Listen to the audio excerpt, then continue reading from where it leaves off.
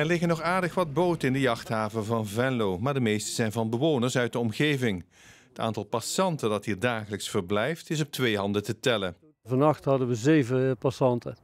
En normaal in deze tijd, augustus, dan zouden hier een 30 tot 40 passanten moeten zijn. Vorig jaar viel vanwege de coronacrisis het watersportseizoen erg tegen. Maar ook deze zomer valt het opnieuw in het water. Na de overstromingen van half juli mocht er niet gevaren worden omdat er nog veel rotzooi in de Maas lag.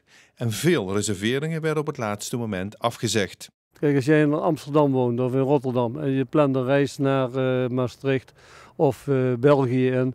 En dan komt er dat hoogwater, dan zeg je nou laten we dit jaar ons reisdoel maar aanpassen. We blijven boven de rivieren. En dat hebben de mensen ook massaal gedaan, op een enkeling na. Heeft u niet getwijfeld om deze kant uit te komen? Nee hoor, beslist niet. Ik vind het heel mooi varen hier, rustig.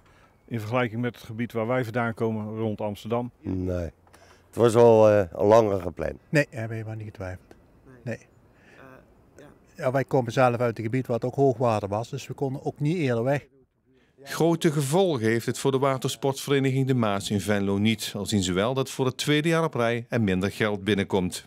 Kijk, onze vereniging bestaat 90 jaar. We hebben meerdere keren, laten we zeggen, crisissituaties meegemaakt, hoogwater gehad.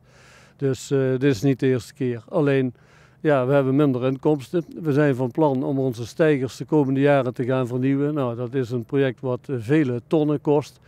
En iedere inkomsten die we dan hebben, die zijn natuurlijk meegenomen. Die kunnen we heel goed gebruiken. En helaas, vorig jaar en dit jaar minder inkomsten.